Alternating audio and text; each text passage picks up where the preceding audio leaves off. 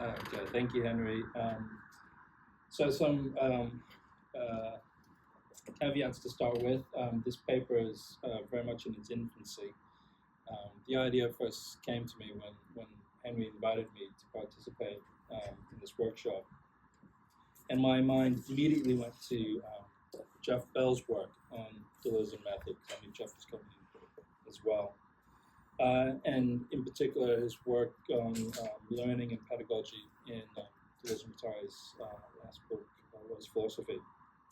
And these thoughts then combined with another book I was reading at the time, which is Bill Ross's recently published Order in the Virtual, which you can get your hands on.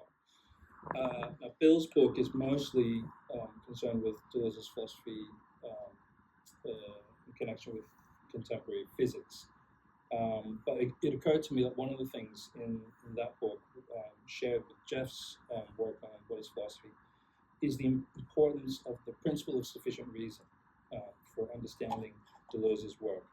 So instead of doing a sensible thing and giving a paper today on something I've already written, I decided to try and cobble something together on the topic of Deleuze's principle of sufficient reason. And part of the reason I decided to take this option was because I actually thought I might want to develop this into an article after today. So with that in mind, I very much welcome constructive feedback, and any suggestions you may have on how to develop this work. And also, I will say, forgive me for the rudimentary state of this presentation, including not having time to put together a PowerPoint, which would have had the quotes I'm going to have from Deleuze. So hopefully the power of my voice will suffice to get us through the rest of this paper. Now, before I launch into an exploration of Deleuze's principle of sufficient reason, or PSR, as I'll refer to it from now on, let me give a bit of background to the problem so that you can see where I'm coming at it. So what is the PSR? Well, conventional accounts of the PSR in the history of philosophy usually start with Spinoza and his claim that everything has a cause or reason, and that everything can be understood in terms of its cause or reason. This led Spinoza to affirm the intelligibility of everything. Leibniz follows suit, asserting that no fact or statement can be true unless there is a sufficient reason for why it should be thus and not otherwise. To many philosophers, it would seem sensible or prudent to demand a sufficient reason for why something is the case when it comes to those things or statements that are not obviously true.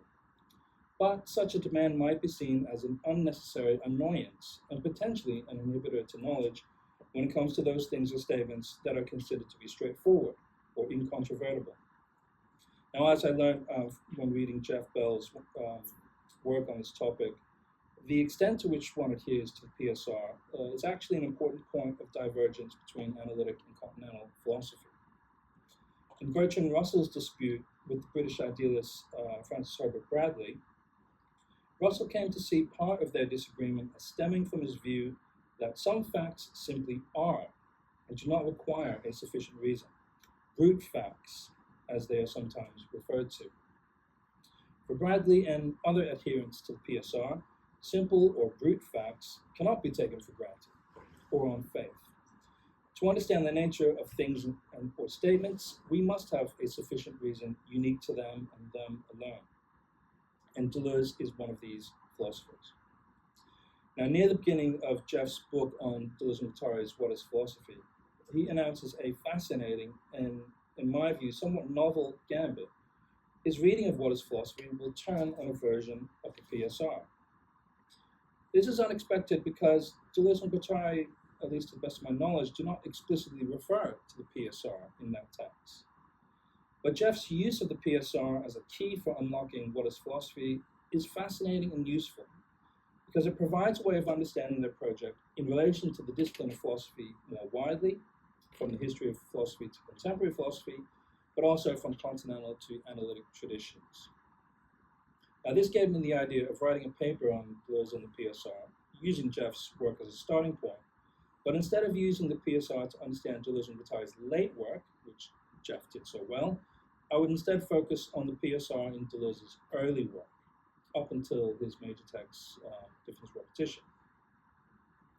The PSR is an important feature of difference repetition, as many illustrious scholars have shown. Not only Jeff, but also Dan Smith, and as I mentioned a moment ago, Bill Ross's recently published book, Order in the Virtual. Now, one common aspect in the work of these scholars is the centrality of Leibniz to Deleuze's PSR. This is to be expected, since the influence of Leibniz is evident in the passages of difference repetition that refer to the PSR. I think it's somewhat telling, however, that the extrapolation of this influence often relies on things that Deleuze wrote after difference repetition, rather than before. And here, the obvious example is Deleuze's book on Leibniz, The Fold, which is actually written many years later. Again, this is understandable, seeing as Deleuze did not write much on Leibniz before difference repetition, as far as I'm aware. But for me, what this suggests is that an appreciation of Deleuze's PSR, including why he defends one and what its main features are, cannot be fully achieved through an analysis of Deleuze's Leibniz. In other words, it's not clear to me that the problematic to which the PSR is brought to, or the problematic which engenders Deleuze's PSR, is Leibnizian in origin. Instead, I would suggest, perhaps controversially, that it is Leibniz that is brought in by Deleuze in order to tackle a problematic that has its origins elsewhere. The question posed by this paper, therefore, is, what is this problematic that manifests in Deleuze's PSR? Where does it come from, and how might a better appreciation of its genesis benefit our understanding of Deleuze's mature PSR and its contribution to the PSR tradition more broadly? Now, if one were to nominate a source other than Leibniz, the obvious candidate would be Spinoza. After all, the tradition of the PSR starts with Spinoza, it's often said, and Deleuzians will know that Spinoza is one of the biggest influences on his work.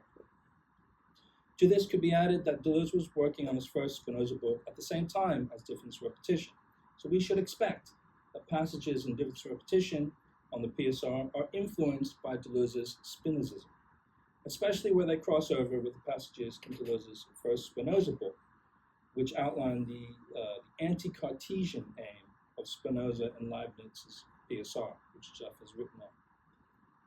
Nonetheless, I don't think that we can stop there. Deleuze's Spinozism will explain some key aspects of the PSR, but it remains the case, in my view, that other key aspects of his PSR predate Deleuze's Spinozism. In other words, even Deleuze's Spinoza is a little late to the party, and both the problematic that the PSR addresses and key aspects of Deleuze's PSR are more or less formulated prior to Deleuze's focused engagement with Spinoza.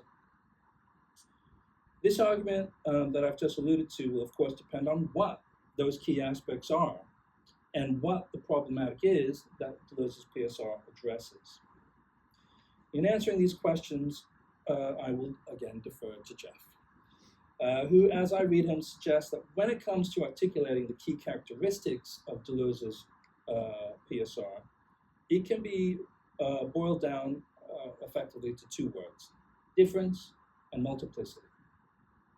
As Jeff puts it, difference as the sufficient reason of all phenomena. And as he says elsewhere, multiplicity as the sufficient reason of all phenomena.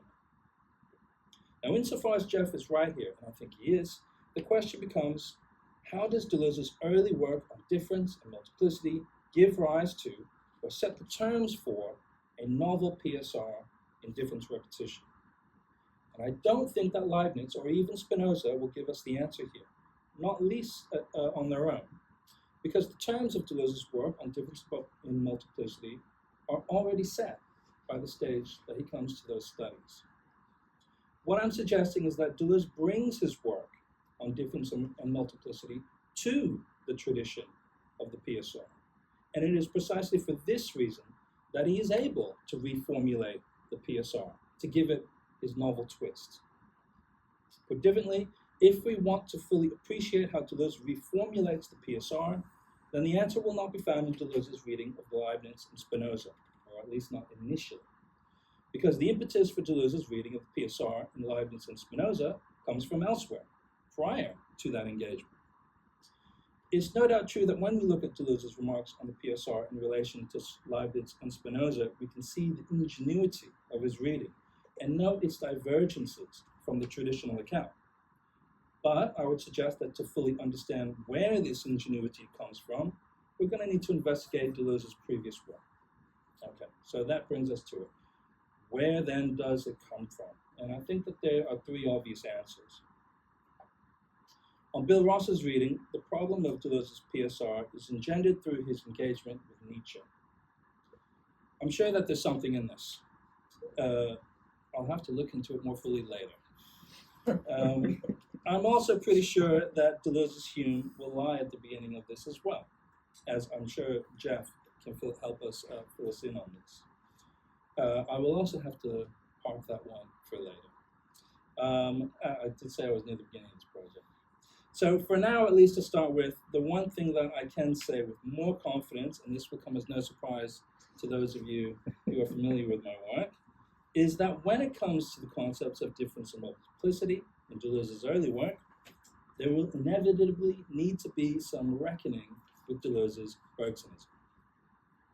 Now, conveniently for me, this Bergsonian part of the puzzle has also received, I would say, the least amount of attention in the existing scholarship on the topic, with most of the focus being on Leibniz, Spinoza, and to a certain extent, Nietzsche. So I've seen my opening, and I'm now moving into it. Therefore, if the PSR really is so central to Deleuze's philosophy, from difference repetition to what is philosophy, I think extra attention will need to be given to the Bergsonian dimension of this. Now, I'd like to stress that it's not my intention to suggest that the Bergsonian dimension will explain everything on its own. It certainly will not. And at the moment, I'm envisioning an article that will also look at Humean and the Nietzschean dimensions in relation to the Leibnizian and Spinozistic context. But since this project is at its infancy, please forgive me for leaning on the Bergsonian dimension, since I know it best, and since it's also the aspect which I think has been least discussed in the existing literature on the topic. Okay, so what I'm going to do now, or what you're going to do now, is pretend that I've already done that work on Hume in particular. Jeff, Robin, Nathan, I'm sure others here might be able to help flesh this out in discussion time. And we'll skip to the moment when Deleuze transitions from his work on Hume to his work on Bergson. Okay, and for the rest of what I'm going to say now, it will focus on the PSR in Deleuze's work on Bergson. All right. In Deleuze's early essays on Bergson, the PSR is referred to the best of my knowledge, in 3 separate passages. It's then referred to another couple times in Deleuze's book on Bergson. I'm going to start with the 2 references that we get in Deleuze's essay titled Bergson's Conception of Difference. This essay was published the same year as another essay on Bergson, that being the year 1956, but we know that it was first written at least 2 years earlier, and this essay is also much longer than the shorter essay on Bergson. So I'll start with this longer one, and then move on to the second shorter one before moving on to Deleuze's book on Bergson. In each case, I'm just focusing on the appearance of the passages that have to do with the principle of sufficient reason. And let's start with the most obvious fact, which is that this long essay on Bergson is on Bergson's conception of difference. Now, this is quite obvious from the title, but perhaps what is lesser noticed is that from the opening paragraph of this essay, it becomes immediately apparent that Deleuze's interest in Bergson's conception of difference is precisely to do with the way in which it provides an explanation for the nature of things that upholds the PSR. Allow me to read starting from the second sentence. Deleuze says, quote, "Such a philosophy of difference always plays on 2 levels, methodological and ontological. On the one hand, it's a matter of determining the differences of nature between things. It is only in this way that we will be able to return to things themselves, to account for them without reducing them to something other than themselves, to grasp them in their being. But on the other hand, if the being of things is in a certain way in the difference of nature, we can hope that difference itself is something, that it has a nature. Finally, that it will deliver being to us." End quote. And there we have it already, Deleuze's PSR project. The attempt to determine the differences of nature between things, to account for things not via their relation to other things, but in their own being. In the process of pursuing this, difference itself will become a thing, a substance, as he will go on to call it, a nature that delivers being, with a capital B, to us. Now, in the second paragraph of this essay, Deleuze goes so far as to suggest that this agenda is central to the aim of philosophy as a whole. He says, quote, "We must ask ourselves about the aim of philosophy. If philosophy is to have a positive and direct relation to things, it is only to the extent that it claims to grasp the thing itself in what it is, in all its differences, all that it is not, which is to say, in its internal difference." End quote. So there we now have the key qualifier for this conception of difference that Deleuze will take from Bergson, namely that it's a conception of internal difference. And of course, this conception will be enormously influential for the rest of Deleuze's career. But what I'd like to stress here today is that this conception arises, in a way, from the PSR that Deleuze extracts from Bergson. Let's take a close look at the way that Deleuze argues for a conception of internal difference. Consider two or more individuals of the same kind. Deleuze says that if they are to be distinct from one another and not one and the same, there must be some kind of difference of nature between them, not merely a difference of degree or a spatio-temporal difference. In other words, there must be a PSR for each thing. I'll quote from the second paragraph. Deleuze says, "It is in this sense that differences of nature are already key to everything. We must start from them. We must, in the first place, find them again. Without prejudicing what the nature of difference as internal difference is, we already know that it exists, if we suppose that there are differences of nature between things of the same kind. Thus, either philosophy proposes this way and this aim for itself, differences of nature in order to arrive at internal difference, or else it will only have a negative and generic relation with things. It will end up as criticism or generality, in any case in a merely external state of reflection. Placing himself within the first point of view, Bergson proposes the ideal of philosophy, to tailor for the object a concept appropriate to the object alone, a concept that can barely say is still a concept, since it applies only to that one thing. This unity of the thing and the concept is internal difference, which is reached via differences of nature." End quote. And let me stress that by this stage of the essay, Deleuze has not even mentioned intuition, nor has he mentioned duration, nor has he mentioned memory or the élan vital. What has he done? However, he's claimed that Bergson's philosophy is a philosophy of difference, based on the conception of internal difference, and that the aim of Bergson's philosophy is to grasp the being of everything in its internal difference, to arrive at its unique nature, the reason for its being. So what I'm trying to get at here is that Jeff is absolutely right to emphasize the importance of the PSR to Deleuze's philosophy. And I think that this thesis is supported by Deleuze's early engagement with Bergson. Indeed, my more forceful argument would be that it is to a large extent from Bergson that Deleuze derives his concern for the PSR, with this early essay on Bergson as my evidence, an essay that, as far as I'm aware, predates any of Deleuze's writings on Leibniz and Spinoza. To establish this, we're going to need to dive into the details of Deleuze's reading on Bergson. Now, this will involve some terminology and descriptions that are absent by the time we get to difference repetition. But on the other hand, much of great importance will still remain, and as I'll hope to show, if not today, then in a longer article to come. Okay, so this brings us, I think, to Bergsonian intuition. After all, this is a workshop on method, and in the context of Bergson, intuition is the method.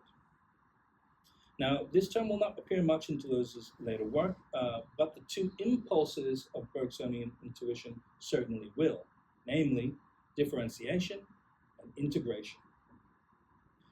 Deleuze says that the first impulse of intuition is the act of differentiation, a separating out of pure natures from a mixture. The second impulse is the act of integration, in which a direction is followed to the end, converging on one and the same thing. If the former involves a separating or cutting out, such as the separating out of colors red and yellow from within the color orange, the latter involves a rejoining or integration, following the lines of fact that converge to arrive at the thing itself, in this case, orange.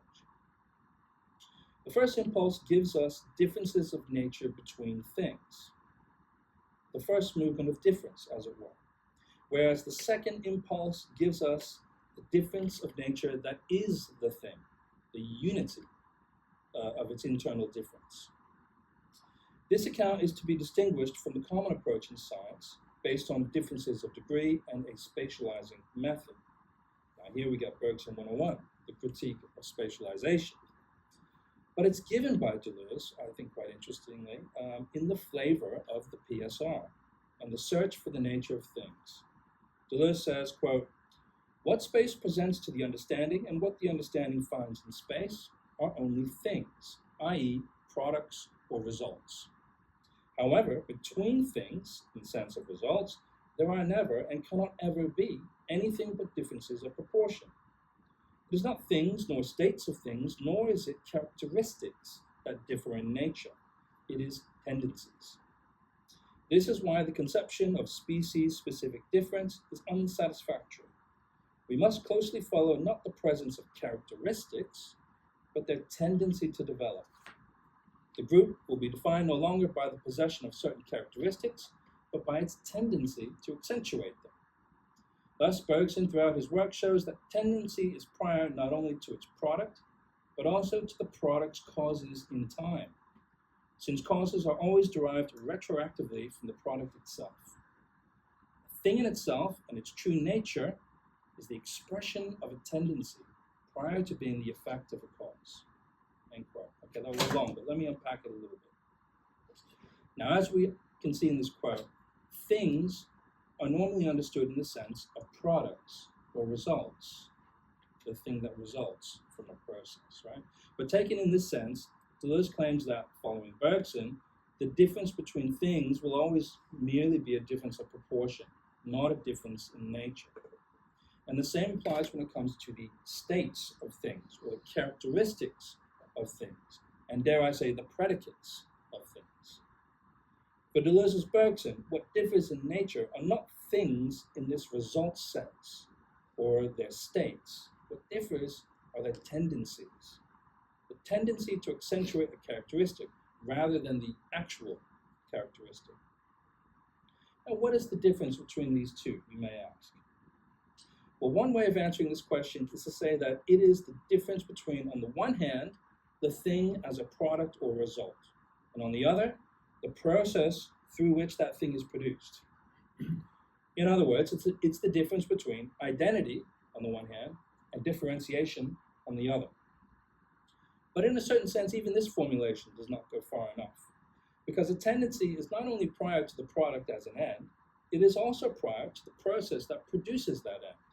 It is prior to the cause of the end.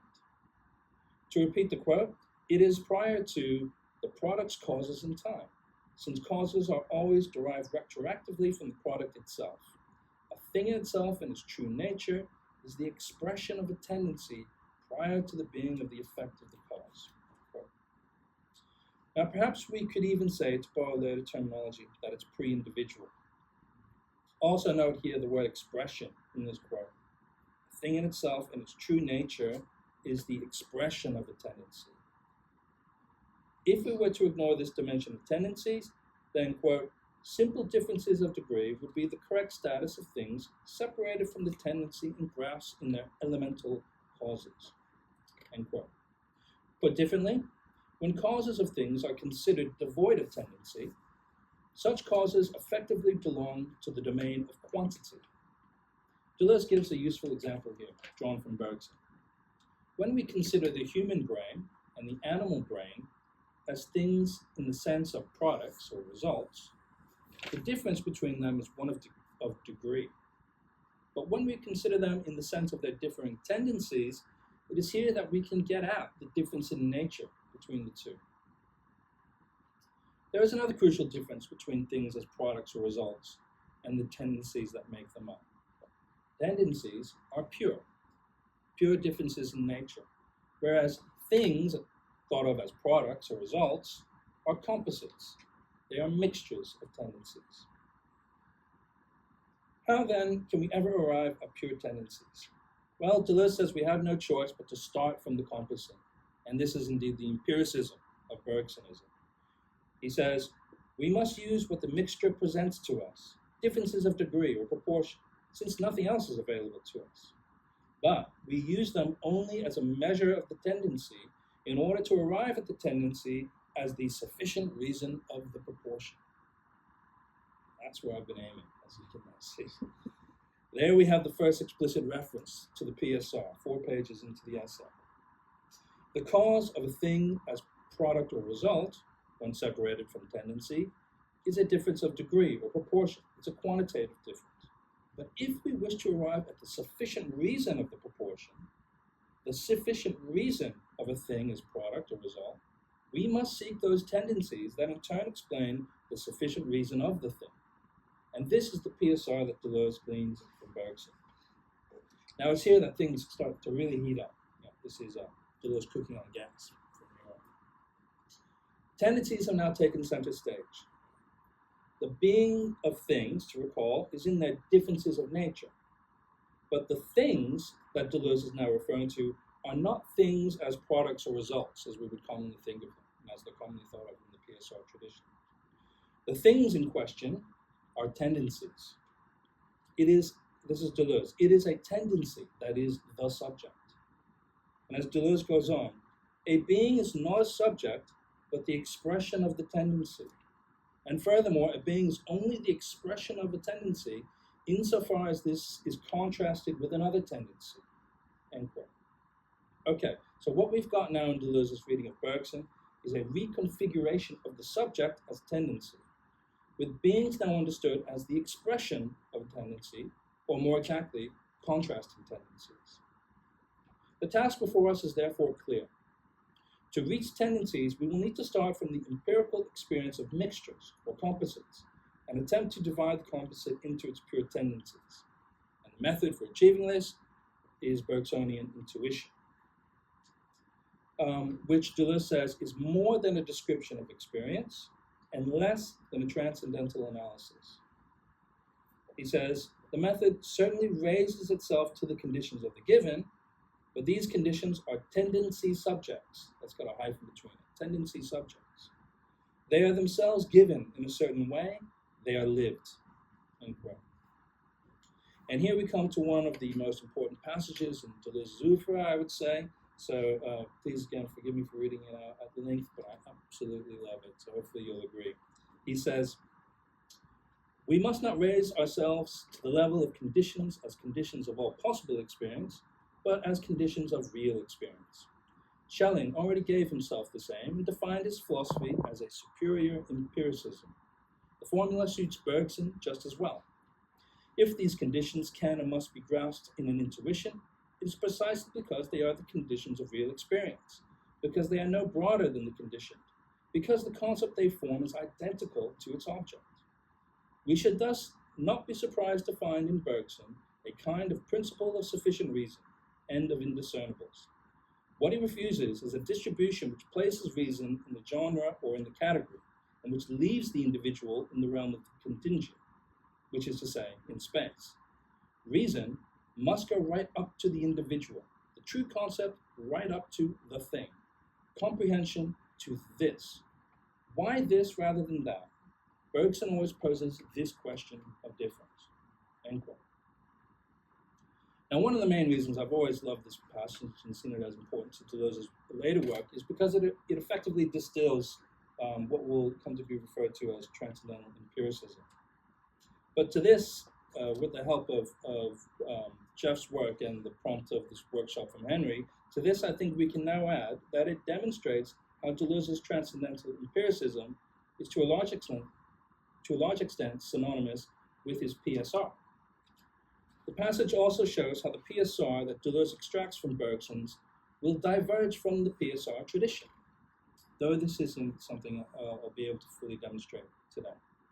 Now, as an aside, for those of you who took notice of that reference to Schelling in that passage I read out, I learned from a book by Russell Ford recently, where he pointed out that in the preface to Jean Val's book, Human Existence and Transcendence, Val credits Schelling with developing a, quote, transcendental empiricism that seeks the conditions by which experience is not merely possible but real.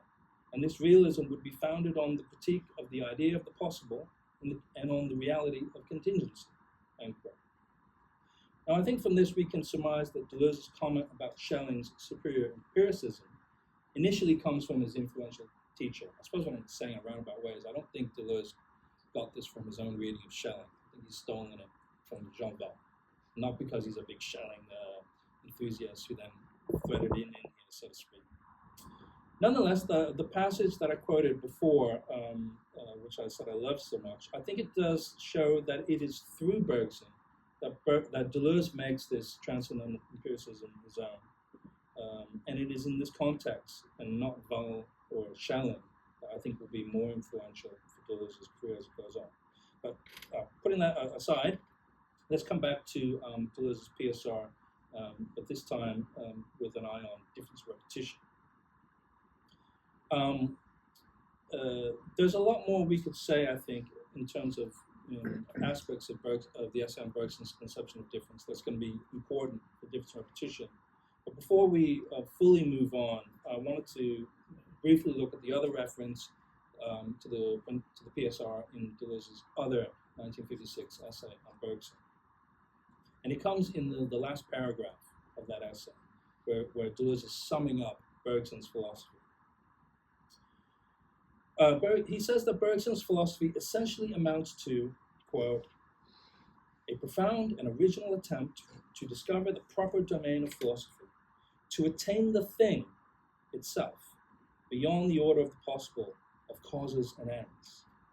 Finality, causality, possibility are always in relation to the thing once it is complete, and always presuppose that everything is given.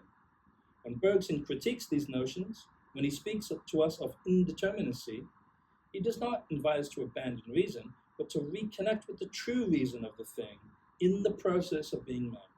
The philosophical reason that is not determination, but difference. Now, once again, we can see, end quote, once again, we can see here how Deleuze's reading of Bergson is based to a large extent on the importance of arriving at the sufficient reason of the thing, the proper domain of philosophy, he calls it, which Bergson seeks to discover. The novelty of his attempt has to do with the way in which causes, ends, and the domain of possibility all have to do with the completed thing. But instead, what Bergson wants to do is to, quote, reconnect with the true reason of the thing in the process of being made, end quote, which can otherwise be referred to as philosophical reason itself. And this reason is given to us not by determination, but by difference. Now, as this summing up paragraph comes to its end, Deleuze clarifies that this notion, or method of difference, has a triple form. Firstly, honing in on the separation of differences of nature, and duration being the right side of that dichotomy. That's the first form, or movement, you could even say, of the method.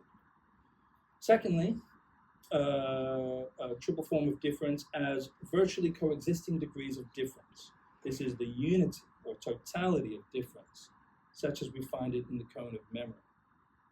And then thirdly, the third form of difference is the process of differentiation, such as we find in the actualization of the élan vital. Now, Bergson, Deleuze concludes, was not the first to pursue this project because, and here's a quote, he says, many of its aspects participated in English empiricism. Now, that's presumably a reference to Hume, though I think Robin would agree that Hume would be turning in his grave to find out that he's been referred to as English. But what is profoundly new in Bergson, Deleuze says in the last sentence of this essay, is the method. He says, quote, as well as the three essential concepts that gave it its meaning, triple form of difference that we get with duration, memory, and the alarm guitar. Now, all of this is elaborated in more detail in Deleuze's book on Bergson, specifically in under the second rule of intuition as method, which has to do with, it's titled Struggle Against Illusion, Rediscover the True Differences in Kind or Articulations of the Real. Deleuze repeats from his earlier essays how experience offers us nothing but composites, and our task is to somehow divide them into their pure tendencies, to retrieve the ground of the composites, he says. This is a form of transcendental analysis, he goes on to say, but not in the Kantian manner that is concerned with the conditions of all possible experience. For Bergson is instead concerned with the conditions of real experience. To reach these conditions, Deleuze now says that we need to follow a line of movement beyond our own experience. He says, beyond the turn, as he calls it. To explain this, Deleuze appeals to an example from mathematics. Let me read it out. He says, it is in this sense that Bergson on several occasions compares the approach of philosophy to the procedure of infinitesimal calculus. When we have benefited in experience from a little light which shows us a line of articulation, all that remains is to extend it beyond experience. Just as mathematicians reconstitute, with the infinitely small elements that they perceive of a real curve, the curve itself stretching out into the darkness behind them. End quote. Now, as another aside, Deleuzians will of course know that Deleuze engages with mathematics quite a lot in difference repetition, and that this is a very important aspect of that book. But again, I'd like to point out that the terms of this engagement, as well as the treatment that Deleuze has of the PSR in that text, are set much earlier and in different contexts. In other words, I think the key question is not what does Deleuze get from the calculus or the PSR in Leibniz, but rather, why does he go to them in the first place? What is the problem that Deleuze is grappling with that the calculus and the Leibniz helps him with? And I think the answer to these questions cannot be found in the mathematics, or at least not solely, because the problems in fact come from elsewhere, and the mathematics is simply employed to help resolve that problem. Okay, but I digress. Coming back to the conditions of real experience. Now, when we followed the lines of articulation beyond the turn of experience, Deleuze says that we, quote, rediscover the point at which they intersect again. Remember the two impulses of intuition, differentiation and integration. So we're now, I suppose, talking about the second one. Rediscover the point at which they intersect again, where the directions cross and where the tendencies that differ in kind link together again to give rise to the thing as we know it, end quote. Now this point, to be clear, is, quote, not the point from which we started, but rather a virtual point, a virtual image of the point of departure, which is itself located beyond the turn of experience. I'm still quoting here, where he says, and which finally gives us the sufficient reason of the thing, the sufficient reason of the composite, the sufficient reason of the point of departure, end quote. And as such, there are two successive turns in experience, as it were, both in a reverse direction. The first is differentiation, divergence according to differences in kind, setting out from a common point given in experience. And the second turn is integration, the convergence of these lines into the virtual image or the distinct reason of the common point. I think that's a quote there, the distinct reason of the common point. Deleuze says here that this turn and return, quote, constitutes what Bergson calls precision in philosophy. But it would be equally true, I think, to say that it constitutes a principle of sufficient reason, a PSR that Deleuze develops from his reading of Bergson, which will be influential throughout the rest of his career. Now, I'm going to have to stop soon, because that's kind of where I got up to this morning. But peeking ahead to what happens in difference repetition and Deleuze's reading of the PSR and Spinoza and Leibniz, I think, or maybe I should say I'll wager, that we'll find much of this material I was just mentioning carried over from the Bergsonian encounter. So, for example, Spinoza and Leibniz will accuse Descartes of taking the subject for granted, as taking the subject for granted as a result or a thing produced. And this is indeed what Deleuze attributes to Bergson. Further, on Spinoza, the PSR of the subject must be immanent to the subject, which is to say, internal difference. And further on Leibniz, the predicates internal to the subject must be dynamic verbs. I found that really interesting when Jeff was talking about that. When I think of those dynamic verbs, though, dare I say tendencies. Now, for both Leibniz and Spinoza, as Jeff tells us, the PSR is concerned with, and here I'm quoting from Jeff, he says, PSR is concerned with, quote, the determinate manner in which this immanent substance is expressed or actualized by existing things, end quote. Which I think is again something that we found in Deleuze's early reading of Bergson. Jeff then writes, quote, the subsequent problem for Deleuze then is to account for the emergence of systematic unity in the first place. If the sufficient reason for existing phenomena is a multiplicity of divergent series, then what accounts for the apparent convergence of predicates and qualities upon the unity of the subject? It's precisely this problem that would occupy Deleuze's early work on Hume, end quote. And to that, I would add, I think it's also what preoccupies Deleuze's early work, Bergson. I'll stop there.